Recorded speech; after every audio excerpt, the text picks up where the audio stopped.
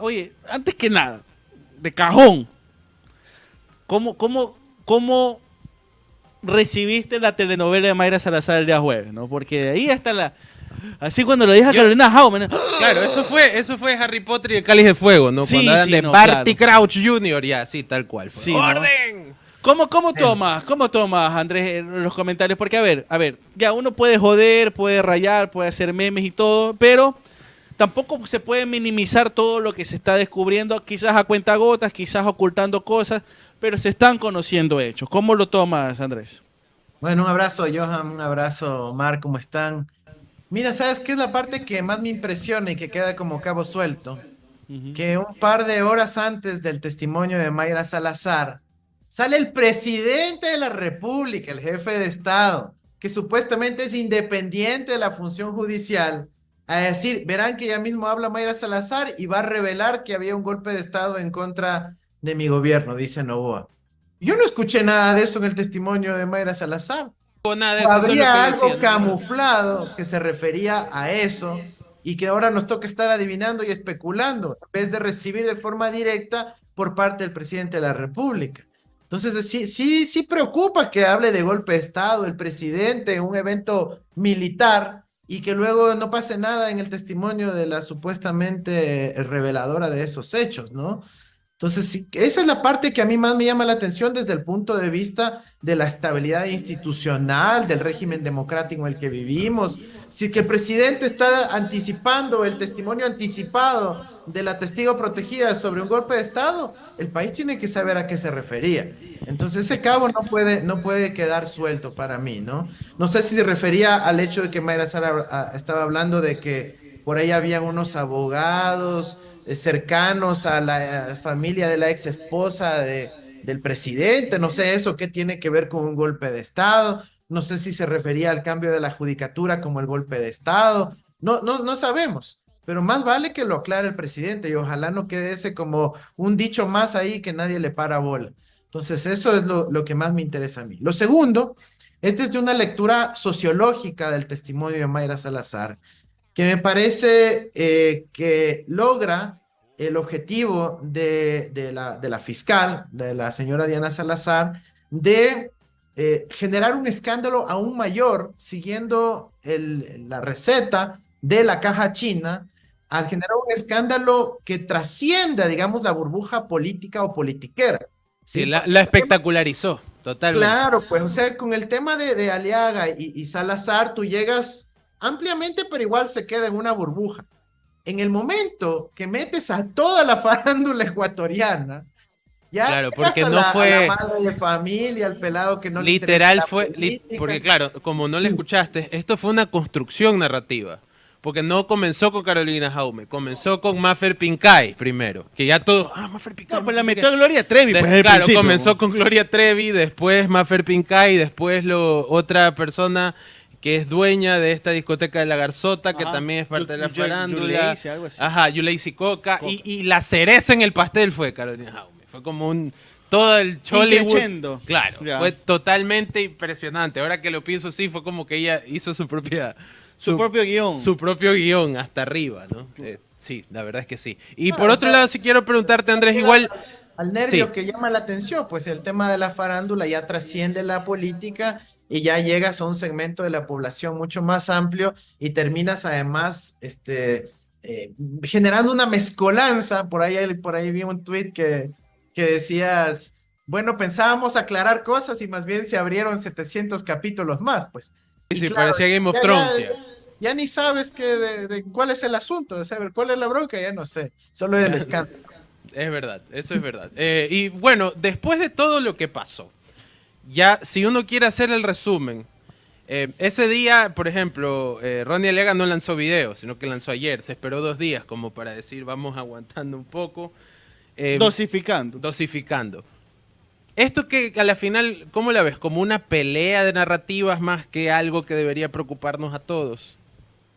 No, mira, yo lo veo desde el punto de vista institucional, ¿no? Desde el punto de vista institucional, tú tienes ahí en el caso de Salazar las denuncias del señor Muentes, de la toma de la justicia, de la corrupción en la justicia, del caso Banco del Pacífico, con unos abogados que también renuncian a su defensa. Es decir, hay un problema alrededor de cómo estaba cooptada la justicia en Guayas, específicamente con el caso de la señora Gallardo, el caso de Muentes y el Pacífico. Y algo muy importante que nadie habla es que Muentes tenía una denuncia en contra de María Josefa Coronel desde el año 2023. Y bueno, ¿y qué ha pasado con esa denuncia? La fiscalía no ha dado paso a esa investigación. Entonces, por ahí es donde, desde el punto de vista del desarrollo de las instituciones, nos debería interesar ese aspecto. Segundo, que el testimonio de Mayra Salazar no pudo ser sujeto o objeto de lo que se denomina contradicción, que es, usted dice, le voy a hacer unas preguntas para ver si ya tiene los detalles que dice tener y no se responde. Entonces, eso le quita peso a las declaraciones y fortalece la hipótesis de del escándalo, ¿no? De la hipótesis de generar nada más un distractor en una coyuntura complicada. Y respecto al tema de Aliaga, sí, Omar. Pero antes de avanzar al tema de Aliaga, porque era un tema que queríamos analizarlo, ya sé confidente con nosotros, casa dentro de la RC, ¿cómo tomaron la declaración del señor Lazo sobre que Trema era, ¿no? A través de Trima, Norero hacía videollamadas supuestamente tenía conexión o contacto o videollamadas Rafael Correa con Norero, según la declaración, que insisto, mira, más allá de todo el escándalo, y yo lo dije en el otro espacio, en un café en el que yo participo, todo tiene que comprobarse, porque a partir de, así como de un chat, tú no puedes sentenciar a nadie, tampoco a partir de una declaración, y peor aún, si no tienes contradicción, porque el señor alias Estimado, ni el señor Lazo, tampoco creo que tampoco contestaron preguntas de las otras partes de los procesados. La pregunta es, ¿cómo lo tomaron casa adentro esta declaración? Que fue, digamos, el boom en la mañana. El boom en la tarde fue lo de Jaume. ¿Cómo lo tomaron? No, sinceramente, primero luego de reírnos un poco, sí indigna. Porque ¿cómo va a decir esa persona que tenía una videollamada con un usuario en una aplicación súper anónima, secreta e encriptada que nadie puede saber quién es, pero que el usuario se llama RC5? O sea, no tiene ningún sentido desde el punto de vista del ocultamiento de la identidad y demás. Pero segundo, que esa misma persona dijo que Norero financió la campaña del no, cuando el no fue 5 meses después del fallecimiento del señor Norero, ¿no? Entonces, o Norero ¿fallecimiento o del fallecimiento?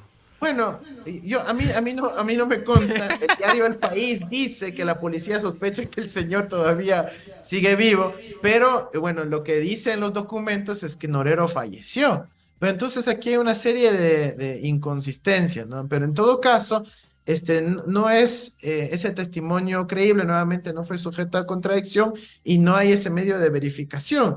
Yo creo que eso fácilmente, si fuese verdad, se pudiera comprobar con el teléfono correspondiente. En todo caso, luego de reírnos un poco, se indigna porque hay la intención de manchar a un proyecto político, en este caso al liderazgo de Rafael Correa, cuando es evidente que aquí estábamos abordando la temática de la cooptación de la justicia en el periodo post-Correa, es decir, en el gobierno de Moreno y de Lazo, por parte de un sector social cristiano. Y hablando sobre las declaraciones de Salazar, aprovecho porque la historia da estas oportunidades de revancha y casi nada se ha hablado de lo que declara Salazar, de que junto con gente del Partido Social Cristiano habían comprado a gente en el CNE, que habían comprado a gente en el CNE. Y ya no es la primera vez que dentro de las filas del Partido Social Cristiano salen declaraciones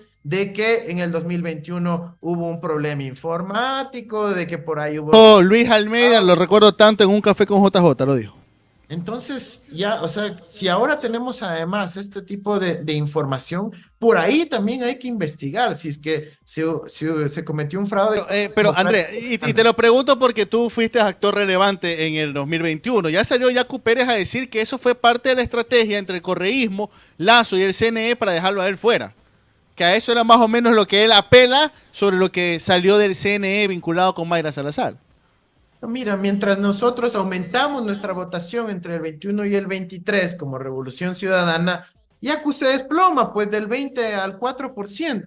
¿Por qué? Porque no es creíble su afirmación, porque terminó traicionando a su misma gente, porque en Pachacuti, que él terminó generando la decisión y la destrucción de la fuerza que tenía el movimiento indígena, porque no dijo una sola palabra cuando se vendieron ellos a Lazo, porque lamentablemente él fue parte de quienes apoyó para que se vendan a Lazo, incluyendo a gente como Sofía Sánchez, que era muy cercana a él en la SUAY. Él la puso a ella ya en el Azuay y terminó siendo el brazo derecho de Lazo. Entonces, más bien hay que pensar cómo es que Yacu no dio la pelea, ¿sí? Si a la final él podía realmente dar una pelea para participar en la segunda vuelta y no dio ninguna pelea en ese sentido. Entonces, yo creo que eso está bastante claro. Pero bueno, tenemos coyunturas actuales para abordar. Te hago una consulta antes de darle paso a Johan. A ver, está a la par de la telenovela de Mayra Salazar, está la telenovela La Seño, que es de Ronnie Aliaga y los supuestos chats que él tiene periciado. Ronnie Aliaga la semana pasada se desafilió del partido. Lo dijimos en este espacio que desde siempre le hemos dicho que lo de Ronnie Aliaga debió haber sido al día después de la foto en la piscina. Y te lo pregunto más a vos como militante. ¿Qué opinión tienes de Ronnie Aliaga? ¿Y tú crees pertinente que la RC se la juegue acompañando esta narrativa que está intentando implementar Ronnie Aliaga con respecto a lo de los chats con la fiscal?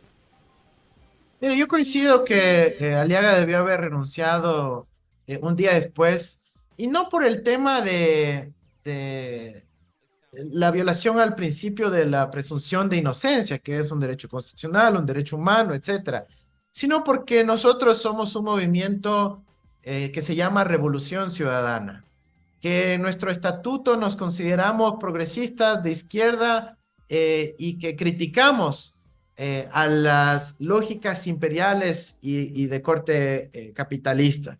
Y lo más grave no es estar en una piscina como pudieras ir a una del Tingo o de la Merced, sino estar en una piscina en Miami con personajes cuestionados. Eso realmente es lo que creo yo no entra en la lógica de cómo debe comportarse un militante revolucionario de un proyecto que quiere cambiar las estructuras, que quiere transformarlas. Ahora, respecto a la información que recientemente ha estado publicando Ronnie Aliaga, me parece que si en efecto está periciada y se puede demostrar esa certificación de autenticidad, si se puede verificarla, realmente tiene un valor probatorio muy alto que tiene un impacto para las instituciones del Ecuador, para nuestra democracia.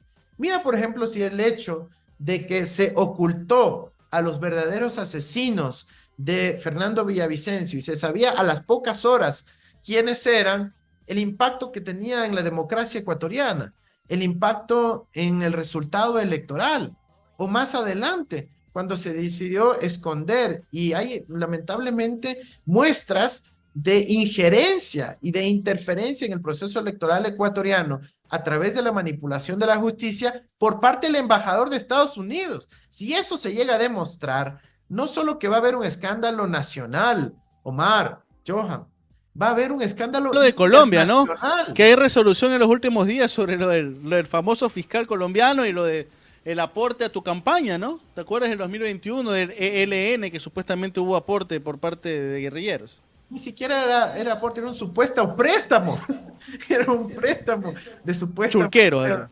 No, imagínate, todo eso obviamente en ese momento ya se lo desvirtuó, pero ahora estamos pasando a la fase de judicialización de esa mentira, que lamentablemente, por la información que tenemos, fue una operación de inteligencia militar colombiana, en complicidad con el entonces fiscal Barbosa.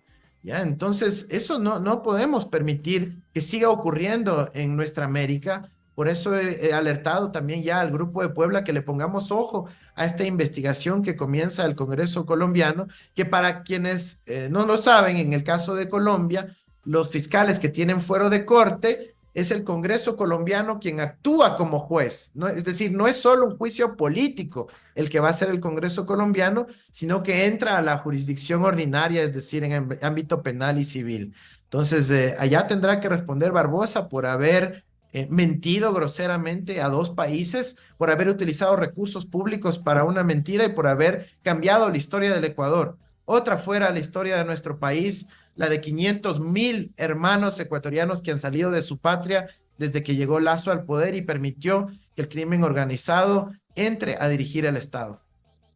Andrés, yo aquí lo conversé alguna vez con Paco Hidalgo, le preguntaba sobre cuál es el mecanismo o qué están haciendo de verdad para que, digamos, no venga un aporte cuestionable o turbio desde afuera que después se vaya a vincular con su movimiento, ¿no? Por ejemplo, lo de Rubén Cherres con Creo, y un largo etcétera dentro de la política nacional. Si quiero preguntarte, después de todo lo que está saliendo con el caso Metástasis, por ejemplo, una cosa que me llamó la atención de la que no mucho se habla, es como en las elecciones, la asambleísta Patricia Núñez, me parece que sale en un video agradeciéndole a Leonardo Cortázar por su aporte al movimiento ADN, obviamente cuando ADN todavía no era de Daniel Noboa. Entonces, estos personajes cuestionables están en la política. Yo no sé hasta qué tanto nivel todos los personajes que salen en pantalla, es decir, ustedes o Rafael Correa o Marcelo Iñaga, están conscientes de esto. ¿Cómo piensan tratar de detener este embate? Porque evidentemente hay gente que se dedica a ilícitos que está usando la política para salirse con la suya. Mira, como lo hicimos en el 21 nosotros, teniendo la campaña más transparente de la historia del Ecuador, con un sistema de aportes voluntarios bancarizados a través de la cuenta bancaria oficial de la campaña, en donde nosotros decíamos, por favor, aporten depositando, transfiriendo aquí a esta cuenta, y en donde se logró recaudar una importante suma de dinero. Ahí puede ver uno nombres y apellidos, fecha del depósito, cantidades, sucursal donde se la hizo, se hizo por transferencia, desde qué cuenta se la hizo, etcétera, etcétera. Es decir, mientras más podamos formalizar en el sistema bancario los aportes de campaña, más se puede hacer. Y luego los grados de los gastos, lo mismo. Ustedes pueden comparar todas las campañas del año 2021 y la nuestra son varias páginas y páginas y páginas de aportantes y el detalle con factura de cada uno de los gastos, en los hoteles donde nos hospedábamos, los pasajes que comprábamos, los materiales que adquiríamos, las camisetas, los textiles, las lonas, etcétera, la producción de nuestros videos, todo está al máximo detalle posible. Por eso hemos pasado todas las auditorías con éxito, porque nunca ha habido una campaña tan descentralizada sobre la base del aporte de migrantes, de ecuatorianos, de militantes, de forma patriótica. Ahora, ¿qué vemos en el caso de los narcobanqueros? Que primero se atrasan, no entregan la información a tiempo al CNE. Daniel Noboa entregó la información luego de que ya fue electo presidente, no cada 15 días como había que hacerlo de acuerdo a la ley. Y nadie dice nada respecto a eso. Pero en el caso de la campaña de Lazo, también la Fiscalía reveló una parte de los chats del caso Encuentro, en donde revelan que había pleno conocimiento de la gerencia de campaña de Lazo de que se estaban recibiendo aportes ilegales, irregulares, vinculados al narco del señor Cherres y de la mafia albanesa. Eso incluso también cambia la historia. ¿Por qué? Porque se trata de una violación a las reglas del juego, y otra sería la historia de nuestro país si no hubiésemos tenido un gobierno que se subordinó al Fondo Monetario Internacional, que se comprometió a subir el IVA y que ahora Noboa está dando cumplimiento a eso porque tristemente está siguiendo esa misma hoja de ruta planteada por Guillermo Lazo. Bueno, y ya para ir más a lo que viene, ¿cómo ven las siguientes elecciones presidenciales desde el RC? ¿Ya tienen más o menos planeado cuál va a ser el binomio? ¿Van a aliarse o cuál es el plan? Veremos en la papeleta. Mira, han comenzado las mediciones de preferencias electorales. Todavía más bien estamos midiendo el ánimo ciudadano, el ánimo social. Tenemos todavía primero un proceso electoral en marcha, que es el de la consulta popular, así que superemos este proceso primero. Yo creo que ahí los ecuatorianos, que incluso puedan estar apoyando a Noboa, porque ha tenido su mayor logro ser que no es Guillermo Lazo, ¿no es cierto? Ese ha sido su principal logro. Lamentablemente se está nuevamente convirtiendo en Guillermo Lazo, pero mientras se aleje de esa figura, los ecuatorianos tienden a respaldarlo, pero incluso esa gente ha dicho, a ver, yo entiendo que hay una serie de preguntas en la consulta popular alrededor de la seguridad, que parece racional que se puedan avanzar en esa dirección. Pero hay dos preguntas que se metieron camufladas de contrabando, que no tienen nada que ver con la seguridad, que más bien tienen que ver con la precarización laboral y el aumento del desempleo, que es lo que va a ocurrir en nuestro país. Y por otro lado, con la pregunta de los arbitrajes, que lo único que hace es usar el dinero que van a recaudar con el aumento del IVA, golpeando el bolsillo de la familia ecuatoriana. ¿Para qué? Para pagarle a Chevron, para pagarle a Perenco, para pagar a esas transnacionales mineras que vienen a hacer daño en nuestro país y lamentablemente no a generar inversión y oportunidades económicas. Ahora, Andrés, aquí se me fue el nombre. Daniela Valencia. Sí, Daniela Valencia, justamente, que es miembro de nuestra comunidad Outsider, nos pregúntale, Andrés, ¿por qué la posición de la RC no es todo no en la consulta, sino específicamente en el tema de arbitraje internacional y en el tema del trabajo por horas? Mira, nosotros hemos decidido enfocarnos en esas dos preguntas porque son las que tienen impacto sistémico en la vida de los ecuatorianos, ¿ya?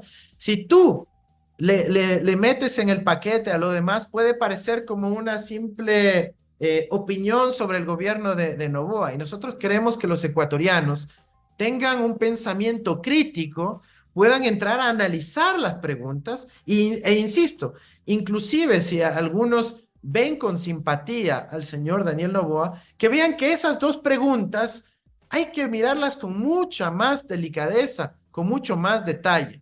Y en el caso de arbitraje, pudiera generar un daño sin precedentes al Ecuador, porque solo el caso Chevron es entre 2.600 y 10.000 millones de dólares. Entonces no están preguntando pelo de cochino ni preguntas retóricas, están preguntando cosas que le podrían hacer mucho daño a nuestra patria. Y por eso queremos hacer énfasis en eso. Hemos luchado 15 años en contra de los arbitrajes internacionales, desde los movimientos sociales, desde las organizaciones estudiantiles, cuando fuimos gobierno Revolución Ciudadana y ahora también que somos oposición. Y en el caso del trabajo por horas, porque nuestro compromiso, nuestro estatuto de la Revolución Ciudadana dice que somos pro trabajadores, ¿ya? Y en el Ecuador ya tuvimos contrato por horas, ya en la época de Lucio, y yo no recuerdo que haya sido una época del boom, del empleo, de la regularización, del empleo formal, ni nada. Permíteme ahí hacerte la contrapregunta que en cualquier discusión de Twitter encuentras sobre este tema. Dice, ok, no a la precarización del trabajo, pero viene una persona y contesta y dice, mira, nosotros en estos momentos estamos teniendo una crisis migratoria. ¿Y hacia dónde está yendo esa gente que está huyendo del país? Hacia Estados Unidos en su gran mayoría. ¿Y cuál es el sistema laboral en Estados Unidos? El trabajo por hora. ¿Por qué dice? ¿Por qué la gente dice que huye de la precarización, pero va a un país en donde hay el trabajo por hora? ¿Qué se le puede contestar a esa persona? La gente va a Estados Unidos porque tienen un boom económico generado por una demanda impulsada por el gasto fiscal. A partir de la ley CHIPS, a partir de la ley IRA, a partir del quantitative easing de la Reserva Federal y el gobierno de los Estados Unidos, tienen una inversión de 3 trillones de dólares al año en déficit fiscal, lo que genera un boom económico y no hay suficiente gente en los mismos Estados Unidos para trabajar todo lo que se necesita trabajar con ese boom económico. Por lo tanto, necesitan importar a gente, necesitan atraer a gente y por eso es que la gente va a Estados Unidos, porque allá sí están aplicando las recetas en contra de la crisis, sí están aplicando las recetas en contra de la economía post-pandemia, que fue una reducción sistemática. Allá sí están invirtiendo, sí, están haciendo la mayor renovación de la inversión pública, están dando subsidio a las empresas para que generen producción industrial dentro de los Estados Unidos, sí, todo eso están haciendo ahora ya con la ley IRA específicamente, y por eso es que hay tremenda demanda y la gente sí puede encontrar trabajo en Estados Unidos. Pero mientras ellos aplican esas recetas en Estados Unidos, a través del FMI nos dicen, no, aumenten impuestos, reduzcan el gasto público, despidan a funcionarios, tanto así que mira, Omar, con la ley famosa de generación de empleo de Noboa del año pasado, hemos tenido pérdida de empleos. Y si fuese verdad el dato que dice Noboa, de que aumentó la contratación de jóvenes en 60,000, significa que ocurrió lo que se advertía que iba a pasar, que iban a despedir a mucha más gente para poder entrar en un contrato laboral mucho más precario y flexible como el que se aprobó en el tema de la ley de supuesta generación de empleo. Y es lo mismo que va a pasar con el contrato por horas. No va a haber generación de empleo, van a haber despidos y luego contratación por precarización. Ahora, Andrés, una más y ahí cerramos con Johan. Ayer, por esas cosas de la vida, estaba viendo el tema de Venezuela, lo cual me parece deleznable el tema de este conflicto que hay en el CNE por el tema de la inscripción de las candidaturas de la oposición. Me parece que está totalmente fuera de lugar, pero me puse y me entré a un canal totalmente opositor al gobierno de Maduro. Lo tratan de cualquier peor epíteto, es el más suave, es el más suave. Ahora, y ahí me encontré con un video que decía, a ver, podemos odiarlo a Maduro, pero no podemos negar que en estos últimos 2-3 años estamos teniendo un repunte económico. Y comencé a ver el video y encuentro oro en el pasaje, en el panorama. Dice, el gran motivo del cambio en la economía ecuatoriana son dos personas que llegaron a este país. Fausto Herrera y el exministro Rivera, ecuatorianos, dice. Ellos son los que están asesorando en estos momentos al presidente Maduro y ellos, por ejemplo, suavizaron un poco el tema del control de precios, abrieron las posibilidades de negociaciones internacionales, quitaron un poco el tema del control de quienes manejan el dólar. Entonces, estaban resaltando la figura de estos dos personajes. La pregunta es, ¿tú también estás de alguna manera asesorando el gobierno de Venezuela con respecto al tema de medidas económicas? Y te lo pregunto de manera frontal, porque ya te digo, me sorprendió encontrar el nombre de Rivera y de Fausto Herrera en este, que era un canal opositor al gobierno de Maduro, pero reconocían la labor de estos dos personajes. ¿Tú también estás en ese equipo de asesores? ¿Das tu opinión de vez en cuando al gobierno venezolano? No, yo no estoy en el equipo de asesores, yo he participado en conferencias académicas en Caracas, obviamente he conversado con mis compañeros, pero allá están Fausto y Patricio, creo que están haciendo una gran labor, eso sí, comandadas por el presidente Correa, quien él sí es parte de ese equipo económico que ha dado asesoría, y creo que lo han hecho muy bien, yo creo que lo han hecho muy bien, indistintamente de las situaciones que enfrenta Venezuela, que realmente es víctima de un acoso permanente, de un bloqueo que sigue vigente. Lo único que han autorizado ahorita es la venta parcial del petróleo venezolano, pero creo que hay mucho que hacer todavía en el caso venezolano. Pero sería importante más bien enfocarnos en lo del Ecuador. Tenemos una consulta en 20 días y poco se está hablando en el país. Quería anclar esa parte económica porque hoy arrancamos con nuevas medidas, que a la larga y en 20 días tenemos la consulta popular. Hay gente que da por sentado que lo que arrancamos a tener hoy, que es aumento del IVA, aumento del gas, aumento del combustible, que sí, me podrás decir que solamente son 6 centavos, pero el término correcto es alza. ¿Cómo tú crees que puede afectar políticamente a la consulta popular que tenemos en 20 días? La pregunta es al revés. ¿Cómo la consulta puede afectar al bolsillo de los ecuatorianos? ¿Por qué? Porque si Noboa gana con el sí, te aseguro que terminará cumpliendo lo que prometió allá en Nueva York al Fondo Monetario Internacional y a los banqueros del mercado de especuladores. Él dijo que luego de la consulta popular va a aumentar nuevamente el precio de los combustibles. Y no me refiero a este aumento por el caso del IVA, me refiero al aumento en términos de elevar el precio a los precios internacionales. De eliminar el subsidio, básicamente. Entonces es grave porque si es que el presidente Noboa se ve con una fuerza enorme a partir de un supuesto gran triunfo del sí, va a decir aquí no hay nadie que me frene y va a aumentar el precio de los combustibles significativamente como se lo tiene prometido al Fondo Monetario Internacional, como fue el compromiso de lo que se llaman prior actions o acciones previas para recibir el desembolso que ya lo han anunciado los funcionarios del Ministerio de Finanzas, que lo anunció también el señor Vega, ministro de Finanzas, y que ahora andan desdiciéndose. ¿Por qué? Porque es parte de los compromisos con el fondo. Entonces, ¿cómo la consulta nos puede ayudar a cuidar nuestro bolsillo como ecuatorianos?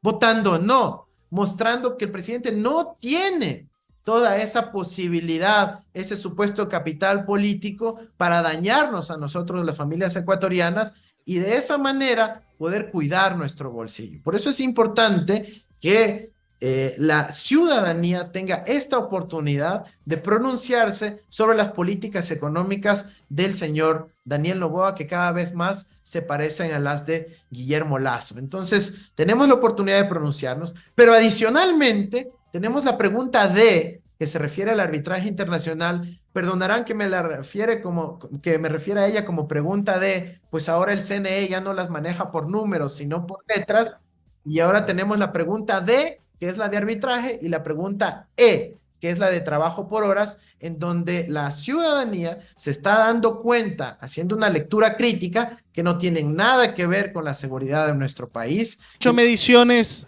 electorales sobre la consulta.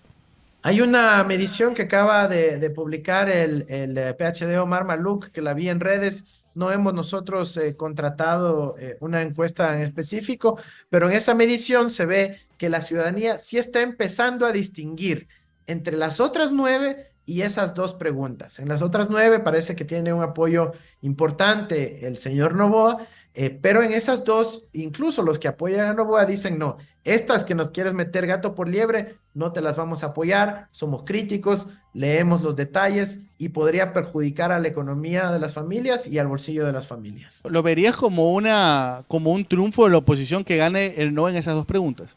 Pero por supuesto, pues si eso es lo que nosotros estamos planteando, no por ser un triunfo de la oposición, sino por ser un triunfo del pueblo ecuatoriano. Mira, en el caso de la pregunta de arbitrajes, estamos defendiendo a la República del Ecuador, a nuestra patria querida, que es indistintamente si uno puede ser de derecha, izquierda, liberal, socialista, estamos defendiendo a la patria, al Ecuador, porque los arbitrajes los termina pagando el Estado, que somos todos. El pago de 2.600 millones de dólares a Chevron, ¿qué piensan? ¿Que con eso le van a hacer daño a un político, a un partido? No, eso se hace daño a toda la patria. Por eso tenemos que defender a la patria indistintamente del partido de orientación política. Y en el caso del trabajo por horas, tenemos que defender a la gran mayoría de ecuatorianos que están buscando ser precarizados, que va a tener una ola de despidos y consecuentemente mayor migración. Nosotros queremos que haya más bien condiciones de trabajo digno. ¿Y eso cómo se genera trabajo? Lo ha demostrado la ciencia económica hasta la saciedad,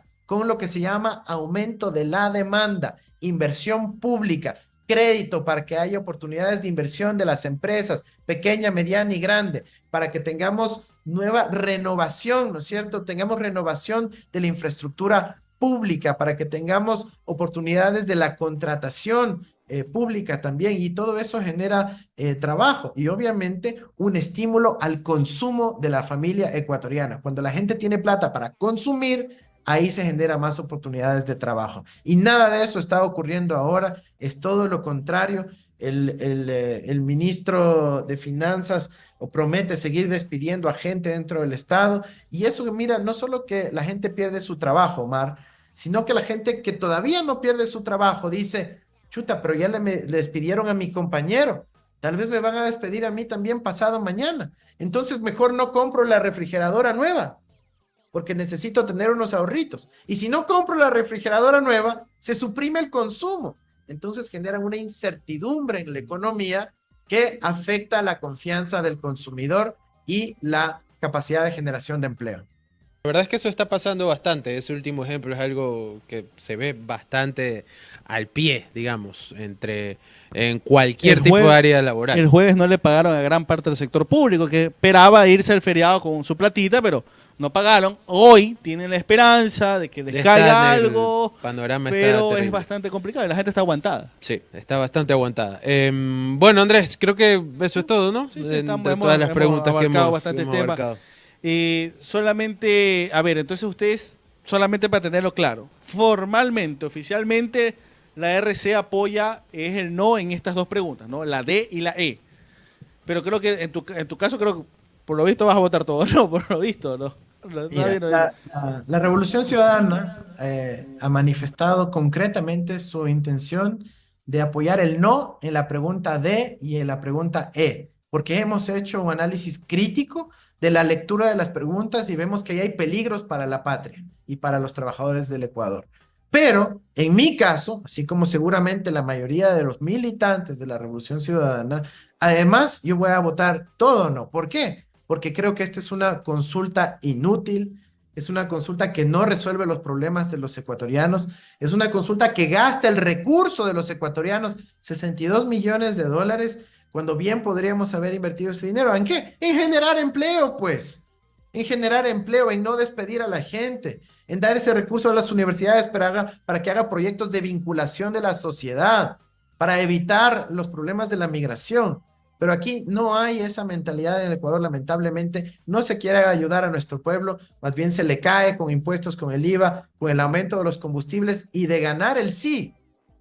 Van a seguir aumentando los combustibles y aumenta todo y todo se vuelve más caro. Así que ecuatorianos, a tomar conciencia del poder que tenemos con nuestro voto este 21 de abril, podemos frenar el alza de los combustibles. Espero que los sectores transportistas tomen conciencia de lo que se está jugando el país también con esta consulta popular y cómo quieren utilizar perversos sistemas de referéndum, de consulta, simplemente como un tema de popularidad política, pero que luego puede tener consecuencias gravísimas en el bolsillo de los ecuatorianos. Una que tenía, y me acabo de acordar, lo de los 7 Judas.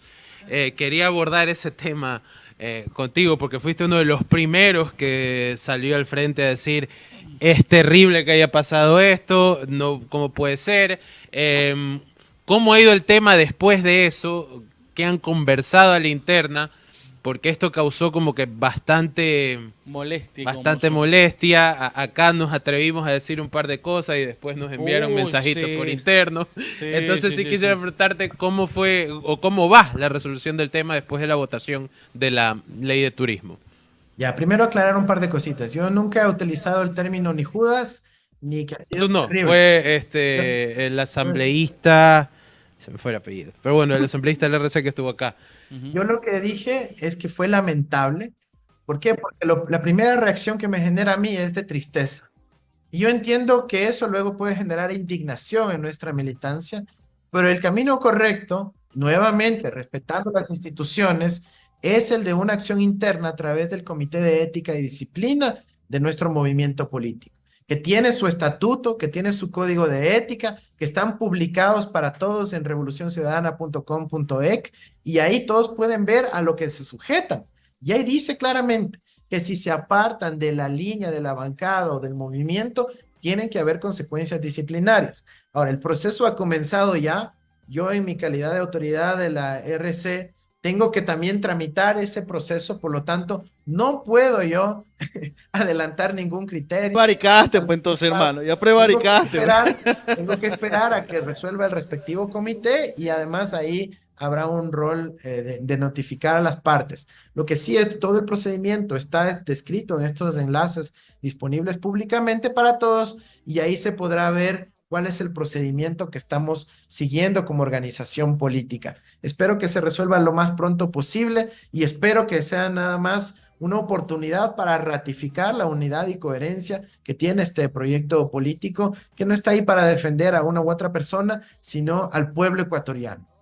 Y bueno, y fue Blasco Luna, para ser específicos, quien se refirió a él, a los asambleístas como los 7 Judas. Y yo le preguntaba algo que te lo voy a preguntar a ti también, con esto te prometo que esta es la última, esta sí es la última, final. El asunto en ese tema particular es que tienes a Pirina Correa ahí, que está también en ese grupo, y tú dices, claro, desde afuera, te lo digo como persona que ve desde afuera, que no está militando, digo, claro, el apellido de ella debe pesar adentro. ¿Cómo haces para tener para que ella tenga consecuencias dentro de la bancada? ¿Es algo que va a pasar, esta consecuencia? O sea, ella va a ser tratada igual que todos los demás. Absolutamente, es una militante más, una compañera más, una dignidad más, que llegó a ese puesto por el voto de los ecuatorianos, por el voto de la gente que cree en la revolución ciudadana, y así como los demás debe sujetarse al mismo proceso disciplinario. No hay ninguna excepcionalidad ni trato preferencial por su apellido o por su persona. Un poco más el apellido o no. El voto, digamos, yo si fuera correísta y veo que es la hermana, obviamente, ir a votar hacia ella por pensar en Rafael pesa un poco más al momento de votar. Mira, yo creo que esa puede ser efectivamente una reflexión que la puede hacer el votante sobre la base de la identificación de la imagen, del apellido, pero ya una vez que es asambleísta, tiene que someterse a las mismas reglas de ética y de nuestro estatuto, como todas las personas electas por la Revolución Ciudadana. Y te prometo que todos la tenemos clara. Todos la tenemos clara, aquí todos nos sometemos a la decisión orgánica, por eso somos movimiento, por eso somos una organización política. Si fuésemos libre pensantes, pues estaríamos en otras listas viendo a ver si pescamos por ahí 3 o 4 votitos, pero como pertenecemos a un proyecto, nos sometemos a esa línea, que por cierto es la línea del pueblo ecuatoriano. Esa ley no era de turismo, sino que alguien me diga qué impacto en turismo va a tener esa ley, ¿sí? Si no resuelve el problema de la demanda de turistas, no resuelve el tema de acuerdos con país a país, por ejemplo, para poder recibir más turistas del exterior, no resuelve el tema de certificación de calidad de establecimientos turísticos, no da ningún incentivo para el aprendizaje del idioma inglés en materia de competencias turísticas, que es fundamental si queremos brindar un servicio adecuado a los turistas que vienen desde el exterior. No da mayor claridad sobre el tema de feriados, por ejemplo, que podría ser un importante estímulo al turismo interno. No genera el tema del turismo educativo, como existe en tantos otros países, las excursiones escolares, que son importantísimas para promover el turismo interno dentro de nuestros países. Le discrimina al turismo comunitario, dice que no puede ser con fines de lucro. Entonces, ¿qué quieren? Que sea pérdida. Es terrible, la ley no contribuye al apoyo al turismo y además mete otros artículos nuevamente de contrabando, como el perdón de impuestos sin límites, a diferencia de como pusimos en la ley de noviembre del año pasado, y permite que los banqueros saquen la plata a través de fondos de inversión internacionales, que también lo metieron ahí camufladamente y no tienen nada que ver con el turismo. Así que por esta razón la línea de la bancada y del movimiento fue no, nos mantenemos en ella y por eso tienen que someterse al proceso disciplinario los compañeros que votaron en otra dirección. Andrés Arauz, secretario ejecutivo de la Revolución Ciudadana. Gracias, Andrés, por tu tiempo. Estaremos pendientes de las próximas resoluciones del movimiento. Muchas gracias, Andrés. A las órdenes, un abrazo. Chao. Listo. Bueno, Bueno, ahí todo hemos hablado, Sí, todos sí, los todo temas eso. se han abordado. De lo que se pudo.